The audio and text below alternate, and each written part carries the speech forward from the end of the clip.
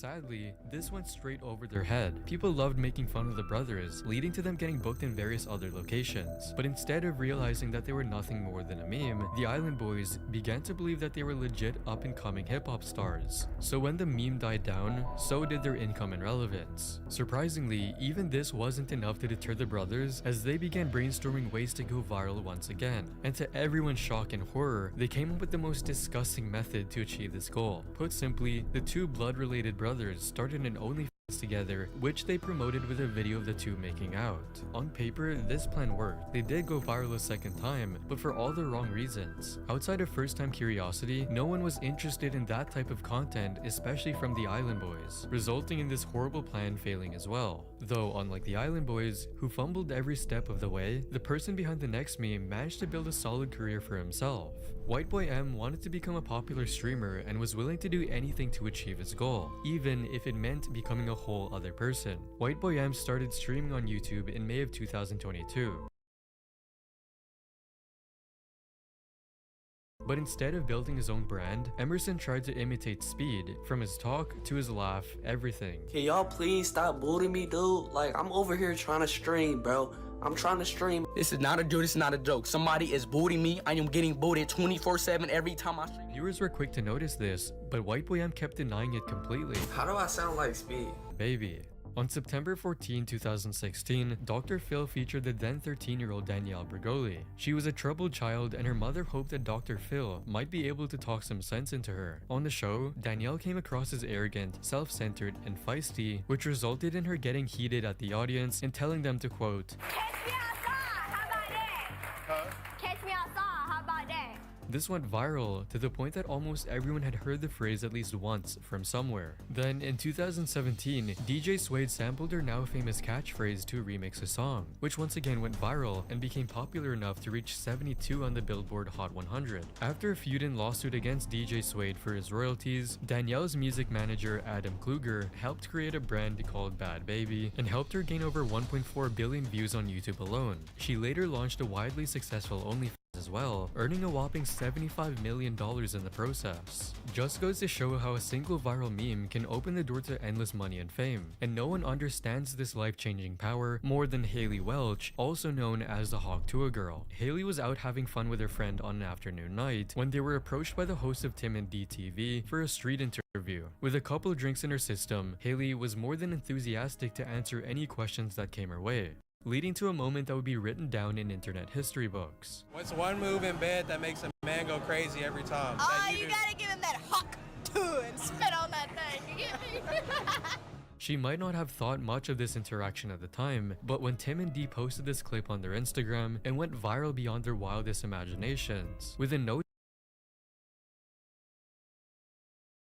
time, Hawk Tuah became the biggest meme of 2024 and 2025 and reached a point where even Facebook boomers would understand the reference. The crazy thing is, they never knew how legendary this would be while they were in the moment. As soon as Haley recognized the extent of her fame, she wasted no time and sprang into action. Within days of going viral, Haley had already partnered up with a company to create her official merchandise before reporting that she already sold $65,000 worth of merch in less than a week. Another week later, she appeared on the Plan Bri podcast where she revealed that she already hired a full management crew. Because you have a full management team, you have a manager, now you have a shooter. She comes in with like this big ass camera, like she's the real deal. Already this happened like a week ago. Yes, ma'am. You made a drunk joke and the next day, you have a whole management behind you. This world is crazy. And even after a month, the meme was showing no signs of slowing down. Some people liked the phrase enough to tattoo it on their body, while someone as famous as Eminem used it to promote his new album. But as the meme overstayed its welcome, some people started to get annoyed. The popularity of Hawk Tuah is a result of people not knowing when a joke has been overplayed and needs to be let go. Haley, however, had no intentions of slowing down anytime soon. So in September, she announced her own podcast called Talk Tuah. This turned out to be a boring nothing burger, as evident from the dislikes on the very first episode. However, before people had the chance to properly roast Haley for the terrible podcast, she switched her focus to the next big idea: crypto. So after I saw Michael Saylor speak at the Bitcoin conference, I have decided to start putting some money into crypto, and I just want to say, oh my God, thank you so much, Mr. Saylor. As is tradition with these random influencer crypto projects, this turned out to be a complete millions of dollars from the fans, resulting in a class action lawsuit against Hailey and her partners. She literally speedran a typical YouTuber's career, blew up, became a meme, started a crypto scam. She's since tried to make a comeback, but there's zero chance she'll ever regain the massive following she once had. If you enjoyed this video, you'll probably like these ones, and don't forget to subscribe.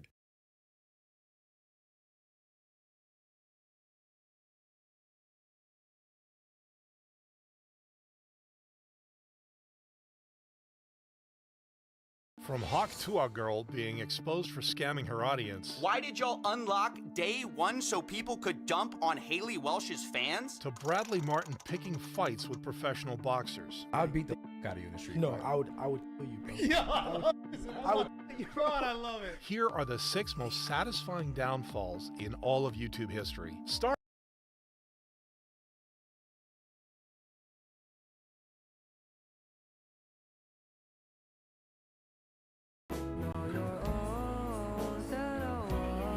Look, Void, I made another drawing. I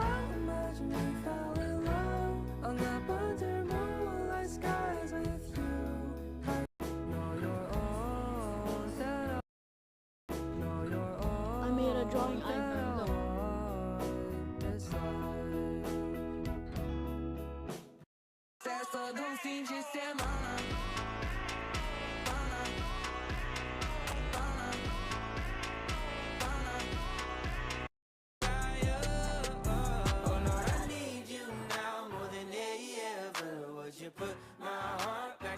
Hey, Bless, can I be in a video part 2? Hi, GT, I made a drawing of you. Look. Is this another W, boy?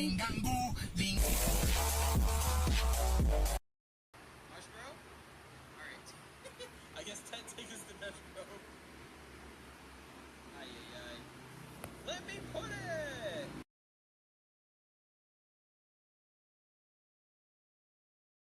Starting with Hawk Tuah Girl, or Hailey Welch, who on December 5th, 2024, would announce the release of her meme coin. My Hawk meme coin is live! But it didn't take long for viewers to know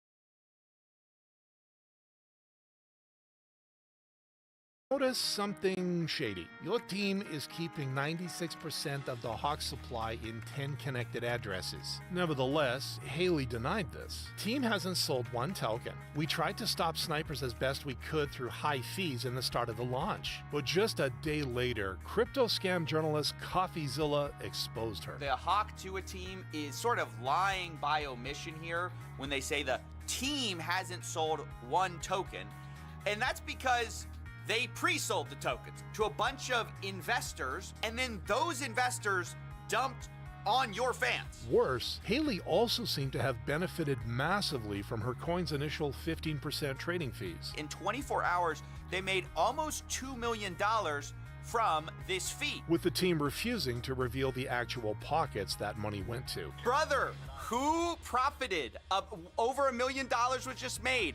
A foundation that pays people out. And by the way, CoffeeZilla, I'm not asking you, questions that are irrelevant to the most important stuff that you said. Who cares where fees go? It goes to bills. And that was not the only time Haley and her team refused to give a straight answer. Why did y'all unlock day one so people could dump on Haley Welsh's fans? And how involved was she really?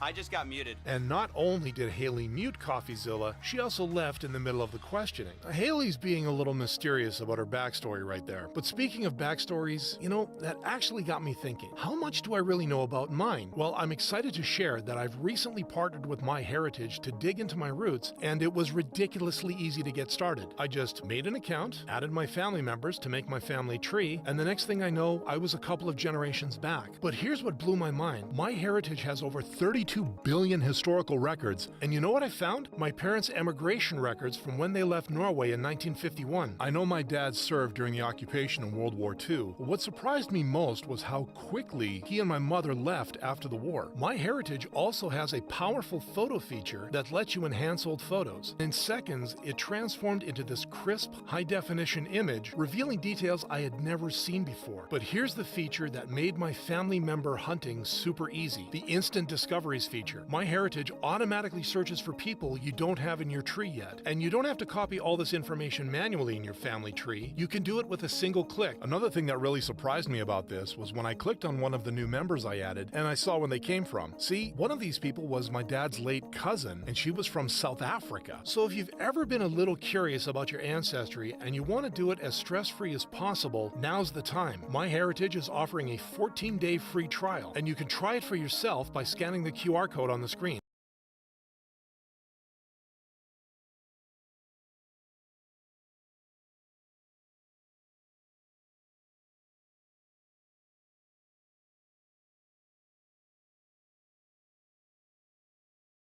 Now, let's go back and see what Haley has to say. Hey guys, I hate to interrupt you, Nick.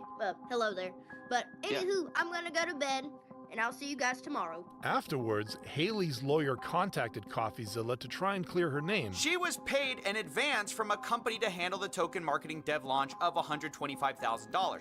That's the only money she's seen to date. She was supposed to get 50% of net proceeds after payments of costs to third parties. But while Haley may not have received 50% of the million she made from the coin, she was still responsible for scamming her fans of millions. In response to this hate, Haley tried to backtrack. I take this situation extremely seriously and want to address my fans, the investors who have been affected, and the broader community. Unfortunately for her, the internet hasn't been having it. Alright, sweetie, your 15 minutes of fame is effing over. Go back to the hillbilly trailer park you came from. But where Haley might face jail for her actions, podcaster Bobby Althoff destroyed her career and marriage with just one podcast interview. In 2023, Bobby would reach the peak of her career. Bobby is good AF in this interview. She handles any situation so well. But just months later, her life would come tumbling down after she showed her true colors in a now-deleted podcast with Drake. Are you kicking me out? I'm just saying, like, you know. I flew all the way here. You did. I really do appreciate on my daughter's that. first birthday. You missed your daughter's first birthday for To be here. Dark. Dark. Regret that you'll never be able to undo.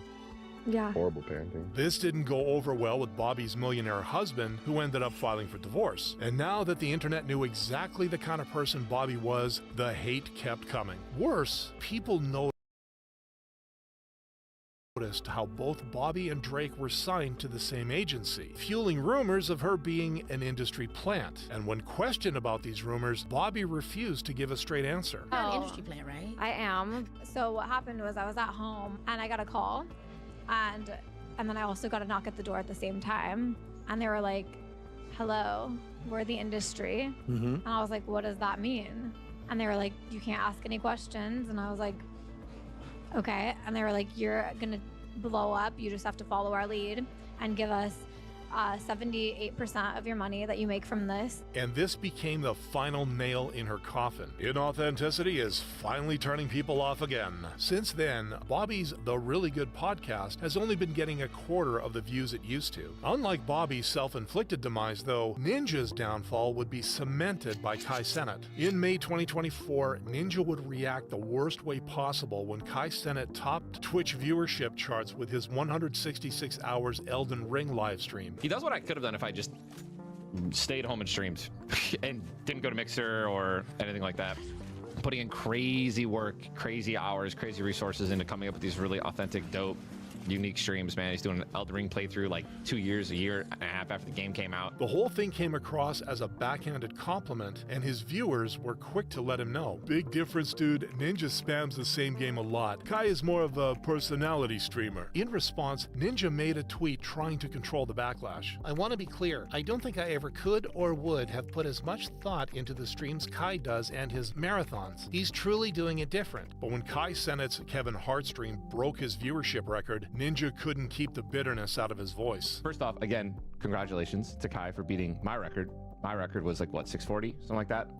As of October 2023, Twitch streamer Ibai Llanos holds the record for most concurrent viewers on a Twitch stream with 3.44 million. No record got broken last night, except for mine. And this time, Kai didn't stay silent. Every time where I broke a record, or every time where I passed quote-unquote Ninja, he's always backhanded complimented me, bro. He's always like said like congrats to him, but this happened. He said some other shit last time. I could have did exactly what Kai did if I didn't go to Mixer. What the Nevertheless, Ninja continued bad-mouthing Kai. All these Fortnite guys who are beating Minecraft all the way through on the hardest level in like 3 hours. Kai's beating around like day 4.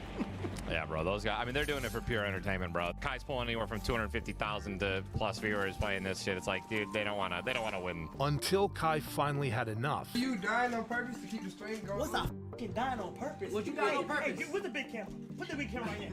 Hey, Ninja. You Ninja.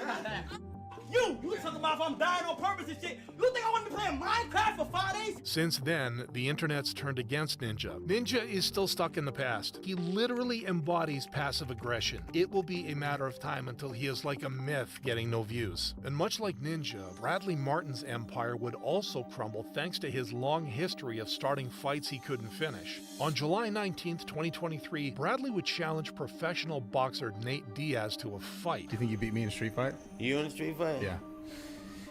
You're a podcaster, brother. But while Nate put Bradley in his place, that wasn't the first time Martin tried to start fights with the wrong people. I beat the out of you in the street. No, I would kill you, bro. Yeah. I would kill you, bro. God, I love it. 150. Bro, I would maul you at 150. No. 100%. No. As confident as you are. Okay, so let me tell you something. You cannot take a punch though. I'm talking about a guy that can hit you and really knows how to hit, and somebody that can hit you again and again and again the same way. It will be hard. Which is exactly what happened when Bradley went up against someone actually his size.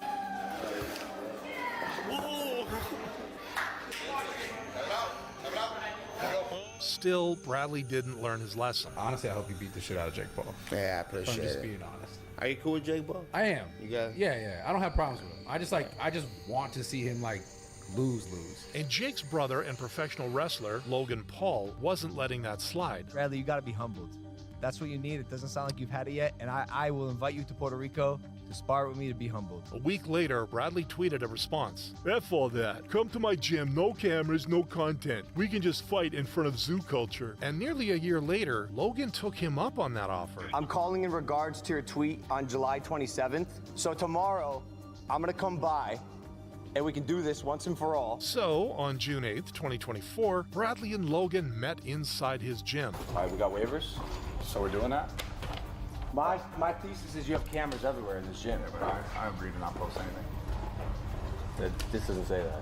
Make it say that. I said no cameras, no content. Cameras down? Yeah. There's no footage of the fight that followed, although Logan's recounting of it to his brother suggests he won. And then just popped his head like a speed bag. Bro, and that shit was bouncing. It was soft too, just bing, bing, bing. But while Bradley was finally humbled in a fight, KSI's ultimate downfall came when he started scamming his audience for personal gain. On February 15th, 2024, KSI would be accused of crypto scamming his audience by CoffeeZilla. KSI posted this. All of a sudden, my XCAD bag is looking juicy again. Huddle Gang then proceeded to dump $850,000 worth of XCAD over the following days from his wallet address. And that wasn't the only instance where KSI pumped and dumped his fans. He tweeted again on March 30th, 2022. Me looking at Zill and XCAD right now. And it might look like that means he's excited about this, but really he was looking at the sell button. because he continued to sell XCAD to his fans who thought he was part of the HODL gang once again. But when CoffeeZilla asked KSI to explain himself, the YouTuber feigned innocence. I thought I was getting trolled. Honestly, every time I tweeted something, the opposite would happen on the market. So I decided to tweet the opposite of what I was actually doing. And while this sounded like the definition of a pump and dump, some fans still believed KSI had no ill intentions. But this public opinion changed once Dan TDM criticized the Lunchley Trio. What happened to YouTubers, man? How does this benefit their fans? But unlike Mr. Beast and Logan Paul, KSI took his comments personally. Looks like crap to me while showing his toys that he sold to kids.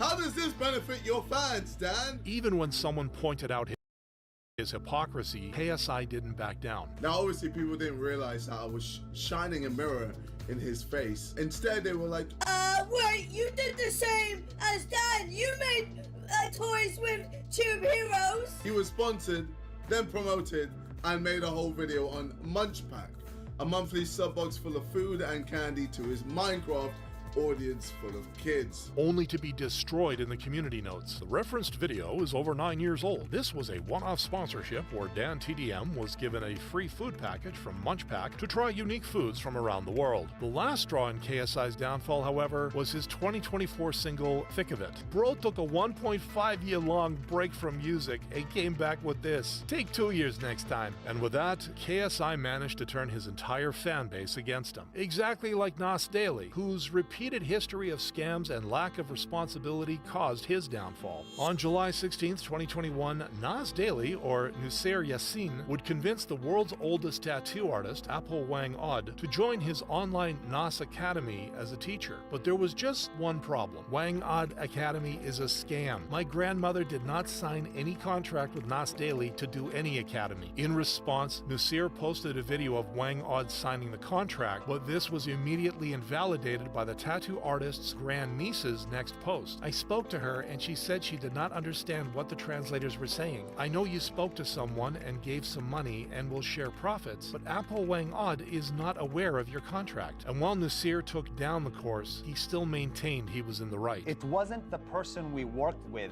that was angry. It was her cousin, because she wasn't part of the deal. And of course, if you're not part of the deal, you feel left out, and so you have to feel like something's wrong. This belief was echoed by his team. We just wanted to preserve her culture.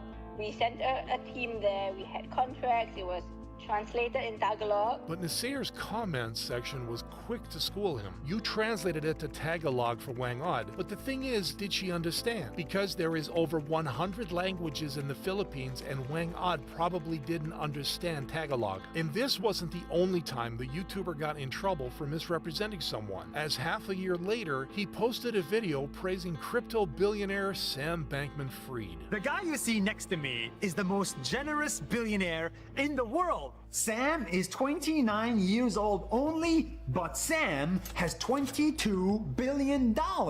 And he wants to donate all of it to charity.